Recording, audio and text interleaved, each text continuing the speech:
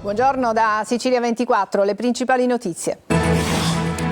Sciolto per mafia il comune di Tremestieri Etneo, la gestione sarà affidata per 1 anno e mezzo a una commissione straordinaria. Recentemente condannato per voto di scambio l'ex sindaco Rando. Trapani, sequestro di beni per oltre 1 milione di euro alla maestra amante di Matteo Messina Denaro e al geometra che gli prestò l'identità durante la latitanza. L'ASP di Trapani e lo scandalo referti istologici in ritardo, emergono altre criticità. Gli ispettori del Ministero della Salute nella nuova documentazione parlano di particolari e gravissime inefficienze. Oltre 100 kg di tabacco da masticare illegale sequestrati alla Guardia di Finanza di Caltanissetta, diffuso in India e Pakistan per sopportare la fatica, altamente nocivo per la salute. La sua distribuzione e vendita è vietata in Italia. Famiglie sempre più povere, salari e redditi non riescono a tenere il passo con l'inflazione. Al sud e nelle isole i numeri più alti della crisi. Via libera alla privatizzazione degli aeroporti di Catania e Comiso, approvati i documenti sulla base dei quali partirà la consultazione del mercato internazionale. Catania, progetto di riforestazione per il Parco Gemellaro, messa a dimora oltre 1000 piante. Calcio, reduce da 7 risultati utili consecutivi. Domenica sulla strada del Catania c'è un Trapani in piena crisi, ma che ha voglia di cancellare le 5 sconfitte di fila.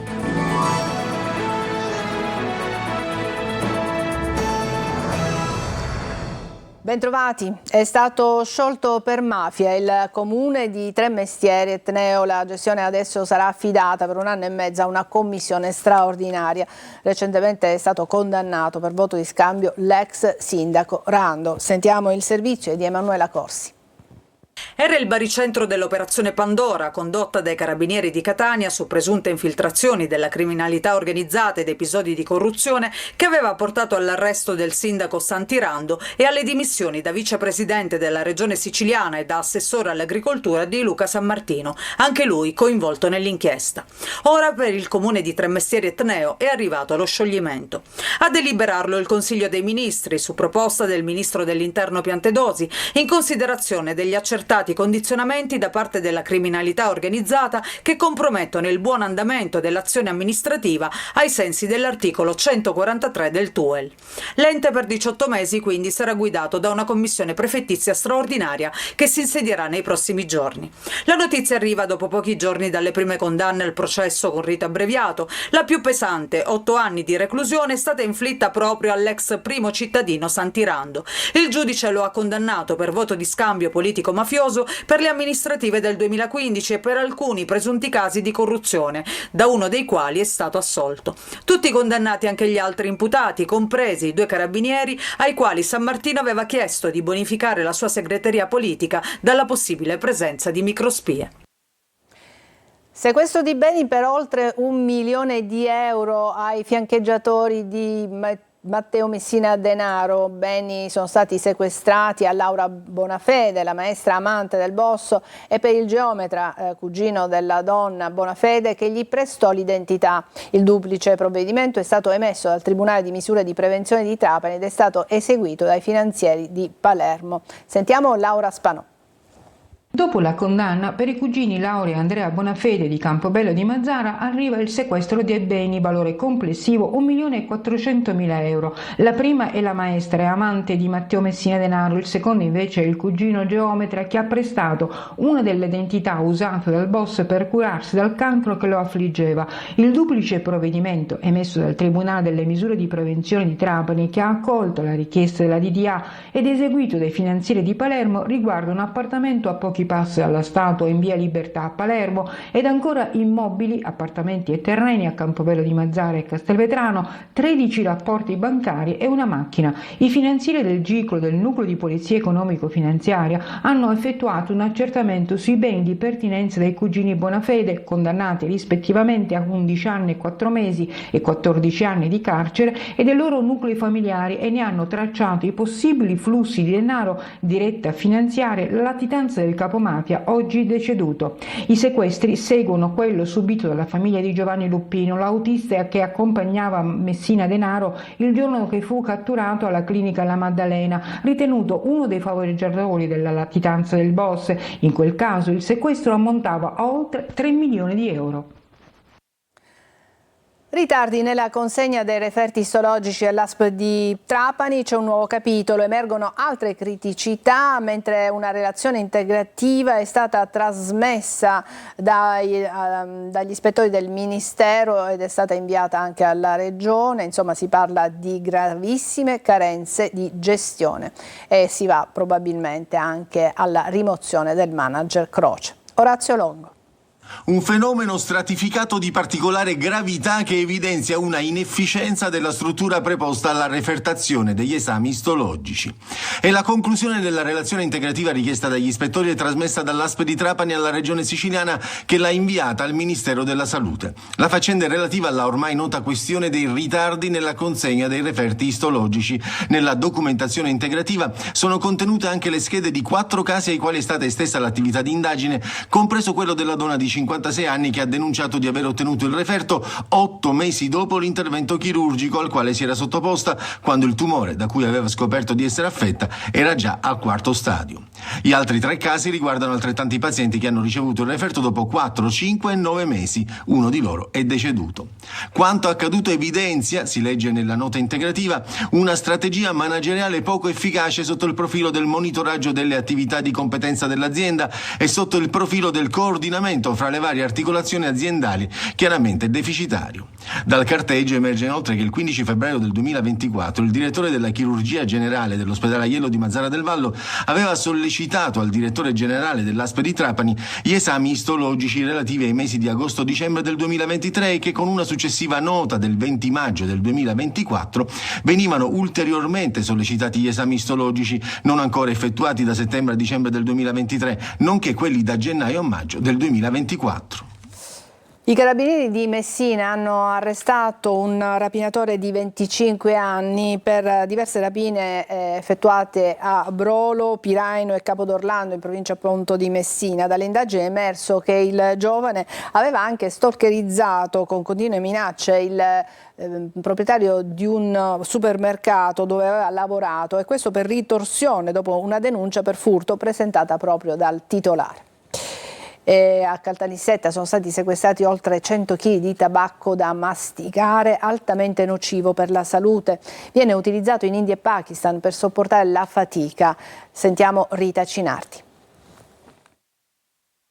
Oltre 100 kg di tabacco da masticare privo del contrassegno dei monopoli di Stato e di lecita provenienza è stato sequestrato dalla Guardia di Finanza a seguito di un controllo su un carico di merci che era giunto a Caltanissetta. Le successive analisi hanno consentito di appurare che si trattava di una partita di gutka, comunemente conosciuto come snus, ovvero una tipologia di tabacco da masticare la cui distribuzione e vendita è vietata sul territorio nazionale. Si tratta di una miscela di tabacco altamente nociva per la salute, diffusa in India e Pakistan per sopportare la fatica durante lo svolgimento di lavori usuranti e intensi. I destinatari dell'intera spedizione erano 2 cittadini bengalesi titolari di un mini market dove sono stati rinvenuti complessivamente 108 kg di prodotto privo del sigillo dei monopoli, presentati in confezioni da 100 grammi per la vendita, a cui è stato contestato il reato di contrabbando di tabacchi lavorati esteri. Il valore di mercato dell'intera partita di tabacco sottoposta a sequestro ammonta a 50.000 euro. Successivamente sarà quantificato ai fini del recupero anche l'ammontare dei tributi evasi. Sono in corso da parte della Guardia di Finanza ulteriori approfondimenti finalizzati a risalire alla filiera di produzione e distribuzione del carico, la cui diffusione sul territorio nazionale ha avuto un significativo aumento. Famiglie sempre più poveri e cresce anche il rischio di esclusione sociale anche per i lavoratori a basso reddito. Lo dice il report dell'Istat sulle condizioni di vita degli italiani al sud e nelle isole, i numeri più alti della crisi. Orazio Longo. 13 milioni e mezzo di persone, in aumento rispetto all'anno precedente, sono a rischio povertà. È la fotografia impietosa scattata dall'Istat rispetto alla condizione economica delle famiglie italiane. Condizione che risulta fragile, precaria, con una disparità che cresce costantemente e con un disagio economico sempre più marcato. Secondo il report dell'Istituto Nazionale di Statistica, un italiano su 4 non è in grado di affrontare spese impreviste e in ritardo con i pagamenti non riesce a completare un carrello della spesa in modo adeguato.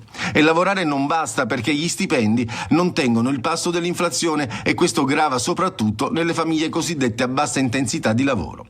E se nel nord-est è l'11% della popolazione a trovarsi a rischio esclusione sociale, nel sud e nelle isole si arriva al 39%. In Sicilia oltre il 20% degli uomini a rischio povertà, il 13% delle donne. La classe di età più colpita è quella compresa tra i 45 e i 54 anni. Il 53% di chi non ha un titolo di studio, si è fermato a un'istruzione di base, rischia una grave deprivazione materiale e sociale che tocca anche il 9% dei laureati. L'agricoltura, il settore più colpito, le famiglie numerose patiscono di più di quelle senza figli, ma sono in difficoltà anche le monogenitoriali e gli anziani che vivono da soli. Il reddito mediano del Mezzogiorno è inferiore del 28% rispetto a quello del Nord-Est. I lavoratori a basso reddito, che hanno cioè lavorato almeno un mese e hanno percepito un reddito netto inferiore al 60% della mediana, sono un quinto del totale. Via libera alla privatizzazione degli aeroporti di Catania e Comiso. Sono stati approvati i documenti sulla base dei quali partirà la consultazione del mercato internazionale. Luca Ciliberti. Il processo di privatizzazione della SAC, la società che gestisce gli aeroporti di Catania e Comiso, è pronto a partire. L'assemblea dei soci si è riunita e ha deliberato l'approvazione delle procedure e i documenti, incluso il piano industriale, che porteranno al bando per i privati. Fontanarossa è il quinto aeroporto italiano per traffico, con oltre 12 milioni e mezzo di passeggeri, poco distante da Napoli, che alla fine del 2024 ne contava 12 milioni e 7. Ai primi tre posti ci sono Roma, Milano Malpensa e Bergamo, tutti scali già gestiti da gruppi privati. Cambierà per il passeggero poco, nel senso che comunque ci sono degli investimenti che si dovranno andare a realizzare, ma cambierà molto in termini di opportunità per lo stesso e quindi per i siciliani, perché se si dovesse individuare un partner che voglia seriamente investire sui nostri due aeroporti, che abbia la finanza necessaria a farlo e magari del know-how che si possa aggiungere al nostro, e allora sì che le cose cambierebbero. Lo scalo di Catania fa gola a molti e con i dovuti investimenti potrebbe trasformarsi in una infrastruttura che moltiplicherebbe i già alti ricavi. Rimarranno i soci pubblici che avranno un controllo importante e eventualmente dovessero decidere di dare anche spazio a un privato che potrà portare capitale e know-how. Il processo di privatizzazione interessa già grossi player imprenditoriali, dalla ex Atlantia agli argentini di Eurkenian fino a F2I, che controlla molti scali strategici italiani. L'apertura ai capitali privati con un controllo pubblico equilibrato, spiega soddisfatto il presidente Schifani, garantirà una gestione più dinamica ed efficiente. Il nostro obiettivo deve essere quello di rendere questi scali sempre più competitivi e centrali nel panorama mediterraneo. Antonio Belcuore, commissario straordinario della Campcom del Sud-Est Sicilia, azionista di maggioranza di SAC, definisce il voto unanime dei soci e le sue conseguenze un fatto epocale per la crescita del territorio. Sulla stessa linea il sindaco di Catania, anche sindaco metropolitano, Enrico Trantino, che parla di inizio di una nuova frontiera del traffico aereo. Adesso una breve pausa, poi parleremo del futuro della Versalis e anche del verde al Parco Gembellaro di Catania. Restate con noi.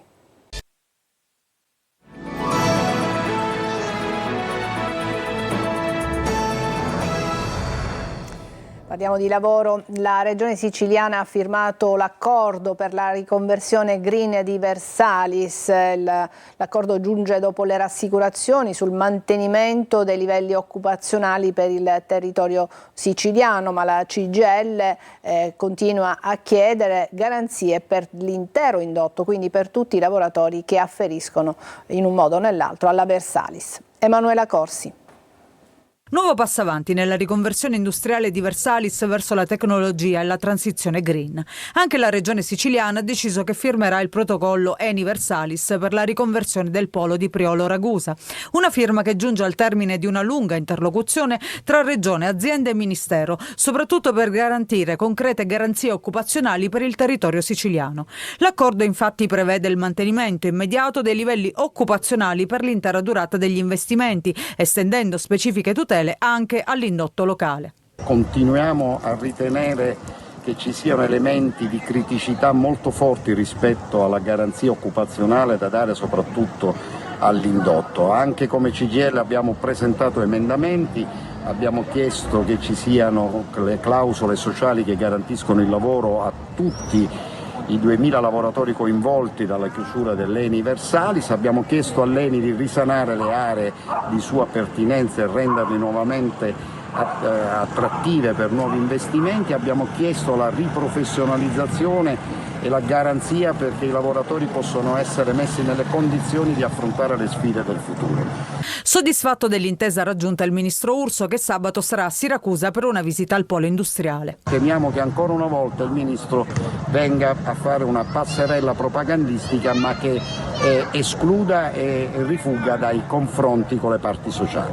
Intanto il Mimit ha istituito un tavolo di coordinamento e monitoraggio per l'attuazione del piano ENI, con l'obiettivo di assicurare il rispetto di tutti gli impegni assunti, inclusi i tempi di realizzazione e la tutela dei livelli occupazionali.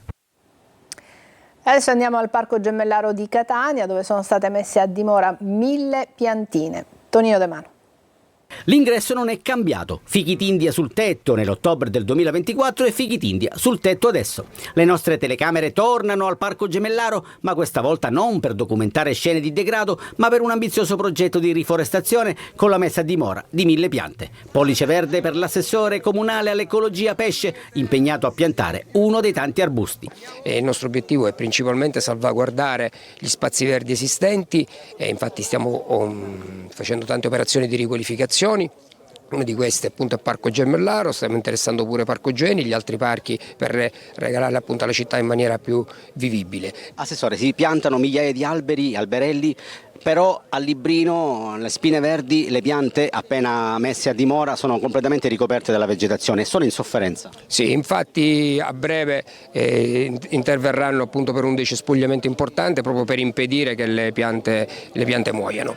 L'importanza di area verde e quindi alberate è fondamentale per le città, come sottolinea Legambiente. La riforestazione urbana è un elemento veramente importante perché riesce a far abbassare la temperatura nelle nostre città. Ed ora sarà necessario prendersene cura, obiettivo miseramente fallito alle spine verdi di Librino. Sul Librino purtroppo è andata male, noi in verità non conoscevamo il fatto che questi alberi erano stati un attimino abbandonati e seguiremo e approfondiremo. Di sicuro con il caldo torrido dell'estate catanese resisteranno i fichit'India, per le altre piante staremo a vedere. Adesso una breve pausa, poi il calcio, parleremo del derby tra Catania e Trapani. A tra poco.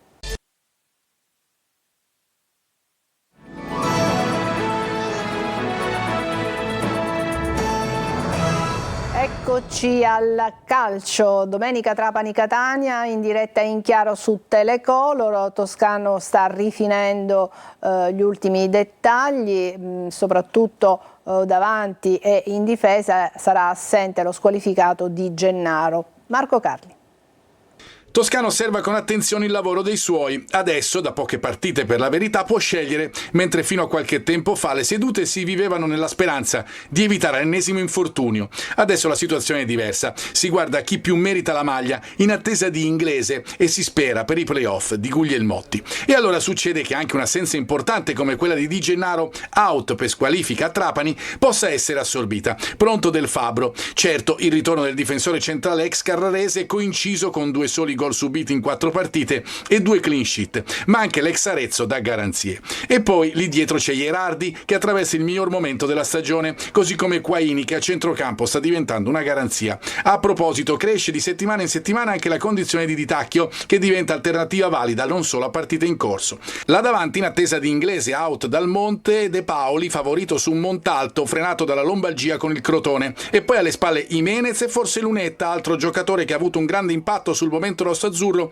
e che però può coprire 3 ruoli, fra cui anche il potenziale falso 9, e a quel punto è Costoppa fra i 2 trequartisti. Tante soluzioni, dicevamo. In casa Catania è tornato a vedersi qualche sorriso. Trapani con i Granata che vogliono rifarsi dopo 5 sconfitte di fila è la prossima tappa, non facile, per provare a proseguire sulla strada intrapresa.